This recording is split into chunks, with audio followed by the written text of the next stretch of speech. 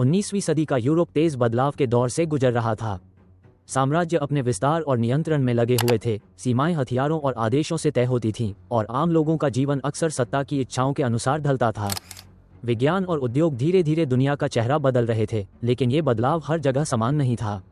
इसी चमकते, असमान, अनियंत्रित और तनावपूर्ण माहौल में टेस्ला का जन्म हुआ, जिसकी जिंदगी आगे चलकर ऊर्जा, तकनीक और आधुनिक सभ्यता की दिशा को बदल कर रख दिया। 1856 में आज के क्रोएशिया के क्षेत्र में स्थित स्मिल्यान नाम का एक छोटा सा गांव उस समय हैब्सबर्ग साम्राज्य के अधीन एक सैन्य सीमा क्षेत्र का हिस्सा था। इस क्षेत्र को वोया क्राइना कहा जाता था, जहां सामान्य नागरिक जीवन की जगह सैन्य अनुशासन हावी रहता था। सर्ब समुदाय के कई परिवार सीमा सैनिकों के रूप में सेवा करते थे और उनका जीवन जन्म से मृत्यु तक साम्राज्य की सेवा के लिए समर्पित थी। इस व्यवस्था को वे अक्सर बाहरी शासन की तरह महसूस करते थे, जहां निर्णय कहीं और लिए जाते थे और उन्हें केवल पालन करना होता था। लेकिन ये दबाव केवल सर्बियन ऑर्थोडॉक्स आबादी तक सीमित नहीं था। उसी क्षेत्र में रहने वाले क्रोएशियन कैथोलिक समुदाय को भी नागरिक स्वतंत्रता का कोई वास्तविक अनुभव नहीं था। स्थानीय स्वशासन का अभाव था और हर पहलू पर सैन्य प्रशासन की पकड़ थी। जीवन का स्वरूप कर्तव्य, अनुशासन और नियंत्रण से तय होता था। ऐसे वातावरण में व्यक्तिगत जिज्ञासा और स्वतंत्र सोच के लिए बहुत कम जगह थी। इसी सीमित और सख्त दुनिया में निकोला टेस्ला का जन्म हुआ। टेस्ला का परिवार सर्बियन ऑर्थोडॉक्स परंपरा से जुड़ा था। उनके पिता मिलुतिन टेस्ला एक पादरी थे, जिनका जीवन अनुशासन, शिक्षा और धार्मिक अध्ययन से बना था। वे कठोर स्वभाव के थे और अपने बेटे से भी वही अनुशासन अपेक्षित रखते थे। दूसरी ओर टेस्ला की मां डुका कभी स्कूल नहीं गई थी, लेकिन उनमें व्यवहारिक बुद्धि और रचनात्मकता असाधारण थी। वे घरेलू कामों के लिए अपने हाथों से उपकरण बनाती थीं, समस्याओं के समाधान खुद खोजती थीं और संसाधनों का प्रयोग नए तरीकों से करती थीं। यही से छोटे निकोलस को उसकी रचनात्मकता मिली। जहां टेस्ला ने ज्ञान को केवल किताबों से नहीं, बल्कि अवलोकन और कल्पना से सीखना शुरू किया। बचपन से ही टेस्ला अन्य बच्चों से अलग दिखाई देता था। जहां उसके आसपास के बच्चे खेलकूद और सामान्य गतिविधियों में व्यस्त रहते थे, वहीं वह चीजों को मापता, दूरी और अनुपात पर ध्यान देता और अपने चारों ओर की दुनिया को समझने की कोशिश करता रहता था। प्राकृतिक घटनाएं, विशेष रूप से तूफान और बिजली, उसे आकर्षित करती थीं। उसके लिए बिजली डर या खतरे का प्रतीक नहीं थी, बल्कि ऊर्जा थी, ऐसी शक्ति जिसे एक दिन काबू में किया जा सकता था। हालांकि उसकी प्रारंभिक जिंदगी केवल जिज्ञासा और कल्पना से भरी नहीं थी। किशोरावस्था में 17 वर्ष की उम्र में वह हैजा जैसी गंभीर बीमारी से पीड़ित हो गया। कई महीनों तक उसकी स्थिति इतनी नाजुक रही कि उसके जीवित रहने की उम्मीद कम हो गई थी। आखिरकार उसके पिता, जो पहले चाहते थे कि उनका बेटा धार्मिक मार्ग अपनाए, अंततः टूट गए। उन्होंने वादा किया कि यदि टेस्ला जीवित बच गया तो उसे इंजीनियर बनने की अनुमति दी जाएगी। यह वादा केवल एक पिता की मजबूरी नहीं था, बल्कि टेस्ला के जीवन की दिशा बदलने वाला क्षण भी था। बीमारी से उबरने के बाद टेस्ला का जीवन एक नए चरण में प्रवेश करता है। उसने अपने माता पिता का घर छोड़ा और औपचारिक शिक्षा की राह पकड़ी। उसने ग्रात्स में इलेक्ट्रिकल इंजीनियरिंग की पढ़ाई शुरू की, जहां लोग उसकी फोटोग्राफिक मेमोरी और काम करने के अनोखे तरीके से प्रभावित हुए। वो जो एक बार पढ़ लेता, उसे लंबे समय तक भूलता नहीं था। बाद में उसने मार्बर्ग में कुछ समय तक शिक्षक के रूप में काम किया और फिर प्राग विश्वविद्यालय में अध्ययन के लिए दाखिला लिया। हर जगह उसकी बौद्धिक क्षमता की चर्चा होती थी। टेस्ला अक्सर नियमों पर सवाल उठाता था और अलग ढंग से सोचता था। यही उसे अलग बनाती थी, लेकिन यही कारण था कि वह कई बार अपने शिक्षकों और सहकर्मियों से टकराव में भी आ जाता था। उसके लिए ज्ञान का अर्थ केवल परीक्षा पास करना या पद प्राप्त करना नहीं था, बल्कि प्रकृति के नियमों को गहराई से समझना था। यही दृष्टिकोण आगे चलकर उसके जीवन में बार बार उसे मुख्यधारा से अलग करता रहा। 1881 में वो बुडापेस्ट गया, जहां उसे एक टेलीफोन कंपनी में काम मिला। लेकिन घर से दूर लंबे समय तक कार्य करने के कारण उसका अति संवेदनशील दिमाग टूट गया। वह नर्वस ब्रेकडाउन का शिकार हो गया और उसकी इंद्रियां इतनी तीव्र हो गई कि कहा जाता है वह ऐसी आवाजें भी सुन सकता था जिन्हें सामान्य व्यक्ति महसूस नहीं कर सकता था। इसी मानसिक पीड़ा के बीच उसे अपने सबसे महान विचारों में से एक मिला, ऐसा विचार जो न सिर्फ उसकी जिंदगी बल्कि पूरी दुनिया बदलने वाला था। यहीं से टेस्ला के जीवन में एक नया मोड़ आता है। यह वही समय था जब उसने यूरोप छोड़ने और अमेरिका जाने का निर्णय लिया। उसके पास पैसे बहुत कम थे, लेकिन उसके पास एक ऐसा दिमाग था जो भविष्य की संभावनाओं से भरा हुआ था। 1884 में वो न्यूयॉर्क पहुंचा। जब वो जहाज से उतरा तो उसकी जेब में कुछ ही सिक्के थे, लेकिन उसके मन में ऐसे विचार थे जो उस समय की दुनिया के लिए अपरिचित थे। उसका व्यक्तित्व, पहनावा और व्यवहार उसे भीड़ से अलग कर देता था। वह न केवल एक नए देश में आया था, बल्कि एक ऐसी सोच के साथ आया था जो आने वाले समय में दुनिया की ऊर्जा प्रणाली को चुनौती देने वाली थी। अमेरिका पहुंचने के बाद टेस्ला को जल्दी ही यह एहसास हो गया कि उसकी सबसे बड़ी चुनौती केवल तकनीकी नहीं, बल्कि सामाजिक भी है। वो एक ऐसे देश में आया था जहां व्यवहारिक परिणामों और व्यावसायिक लाभ को किसी भी विचार की सफलता का पैमाना माना जाता था। टेस्ला की सोच इससे अलग थी। वो पहले सिद्धांत देखता था, फिर अनुप्रयोग। वह यह नहीं पूछता था कि किसी आविष्कार से तुरंत पैसा बनेगा या नहीं, बल्कि ये देखता था कि वह प्रकृति के नियमों के अनुरूप है या नहीं। यही अंतर धीरे धीरे उसे अपने आसपास के लोगों से अलग करता चला गया।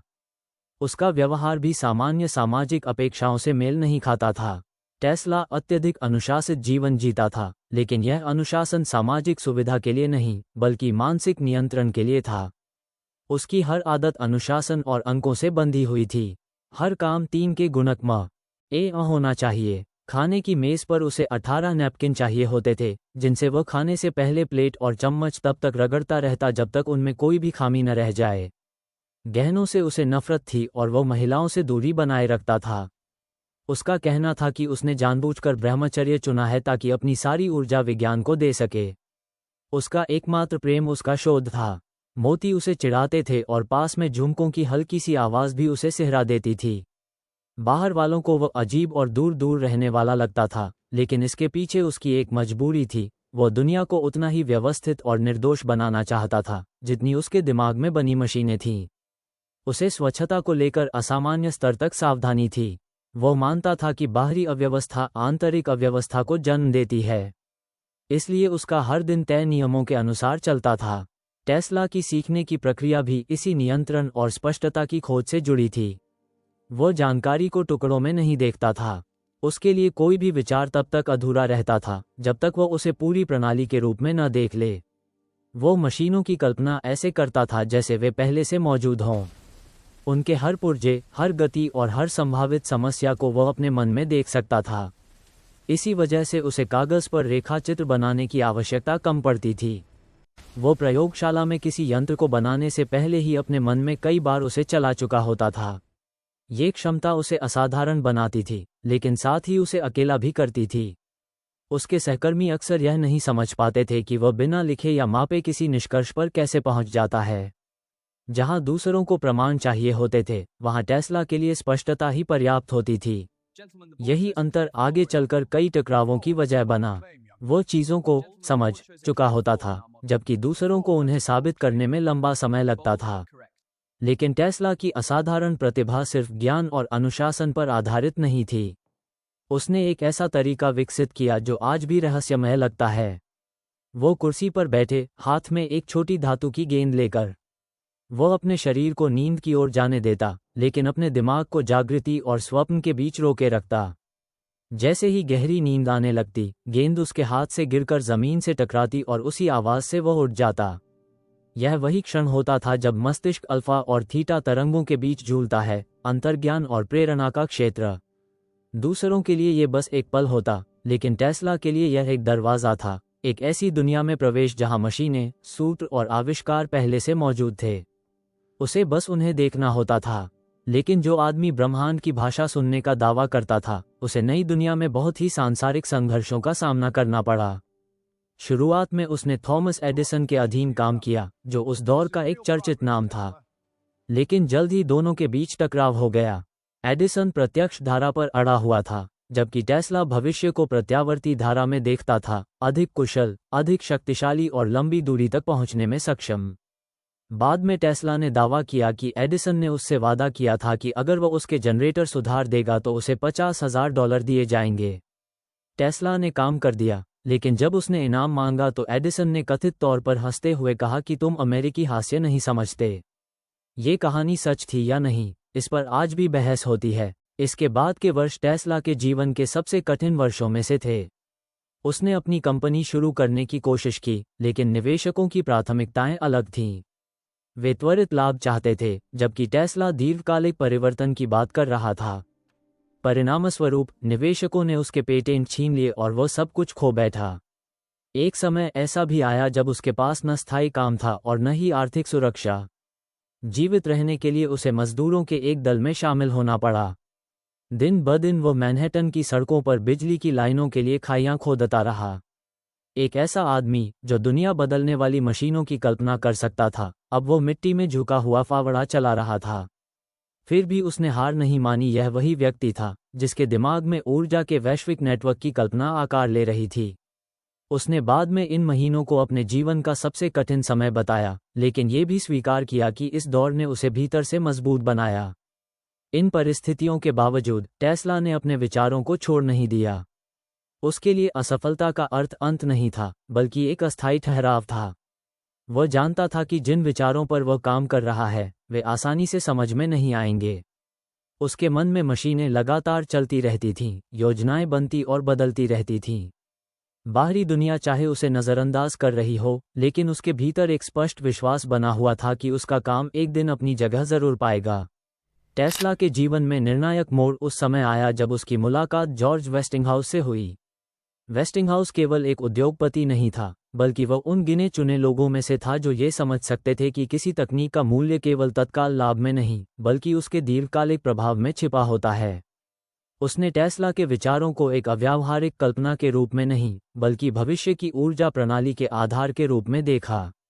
वेस्टिंगहाउस ने टेस्ला के प्रत्यावर्ती धारा से जुड़े पेटेंट खरीदे और उसे वो मंच दिया जिसकी उसे लंबे समय से आवश्यकता थी।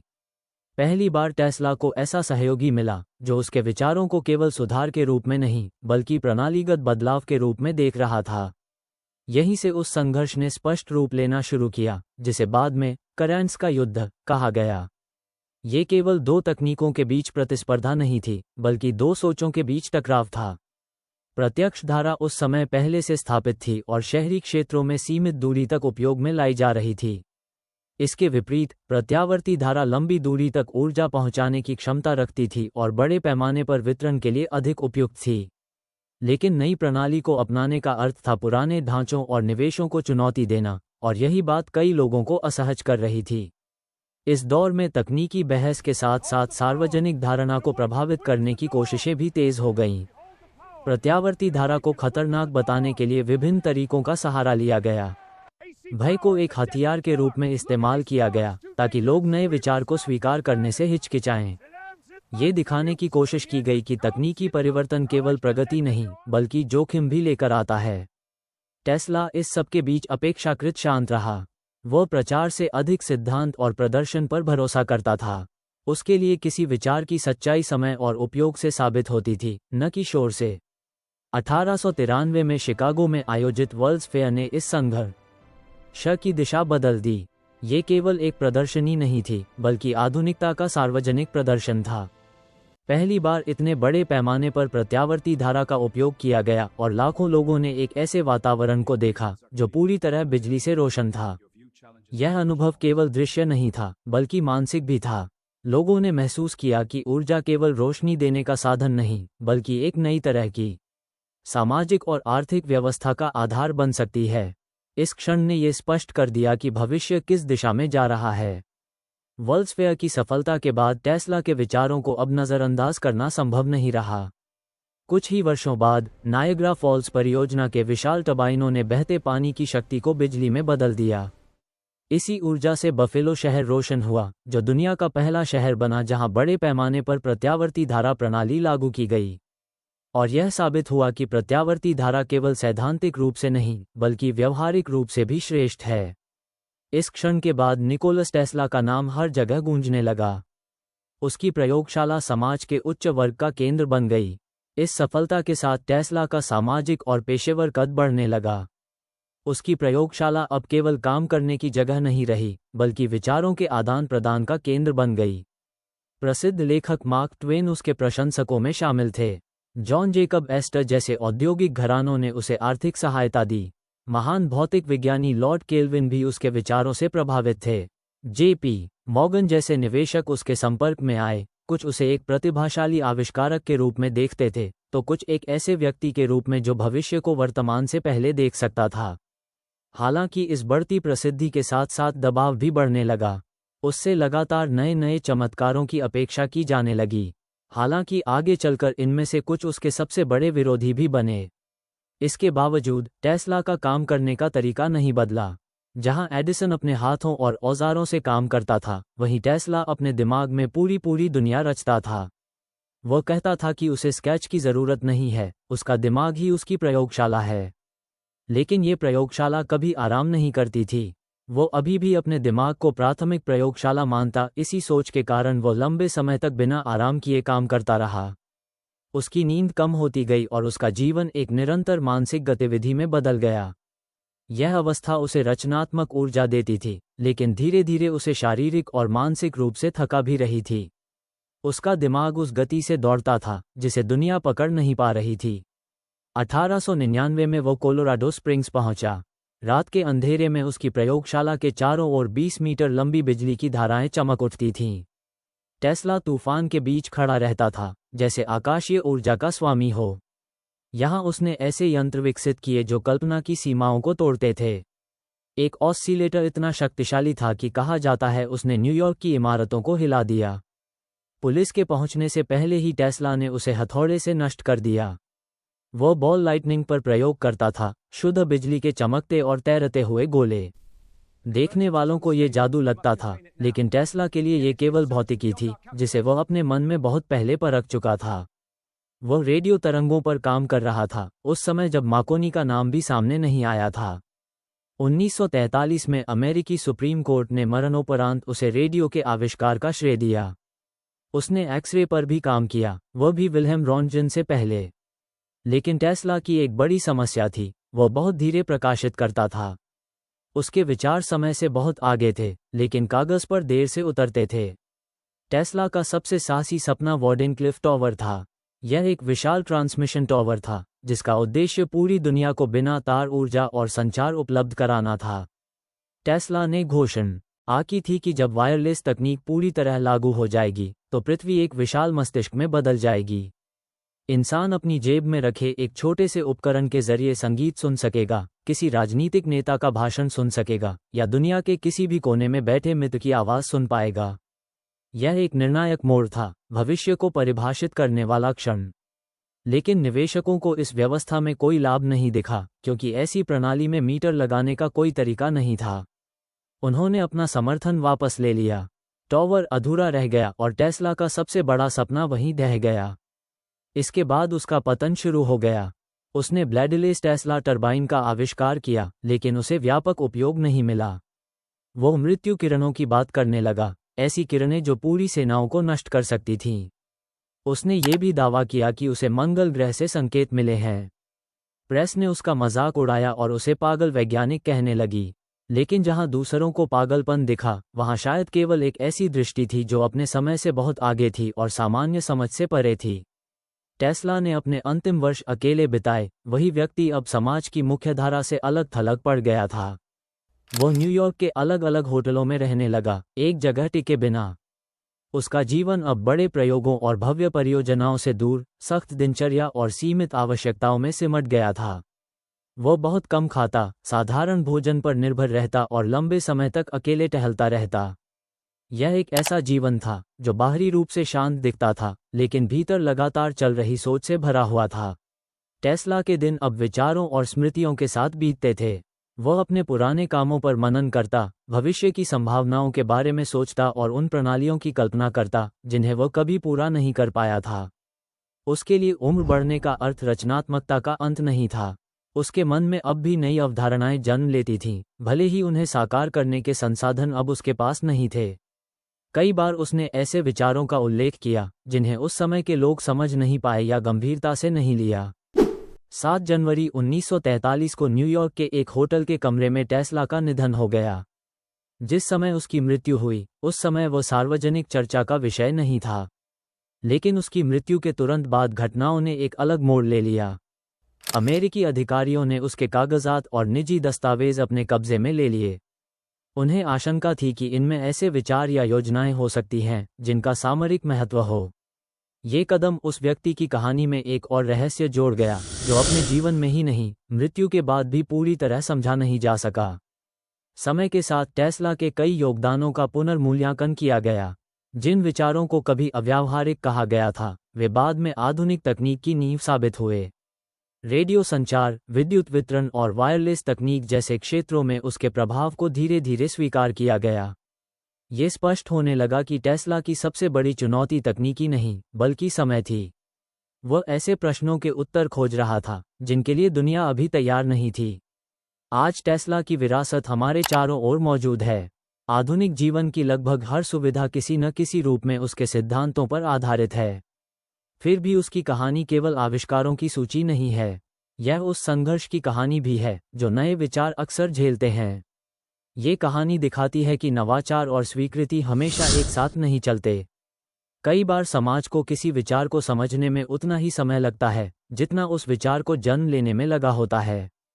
टेस्ला का जीवन इस बात की याद दिलाता है कि कुछ लोग वर्तमान के लिए नहीं, बल्कि भविष्य के लिए काम करते हैं। वे अपने समय में असफल समझे जाते हैं, लेकिन आने वाली पीढ़ियां उनके काम का महत्व पहचानती हैं। उसने दुनिया को केवल तकनीक नहीं दी, बल्कि यह उदाहरण भी दिया कि कल्पना, अनुशासन और साहस मिलकर कैसे मानव सभ्यता की दिशा बदल सकते हैं। उसका नाम अब केवल इतिहास का हिस्सा नहीं है, बल्कि उस सोच का प्रतीक है जो सीमाओं से आगे देखने का साहस रखती है।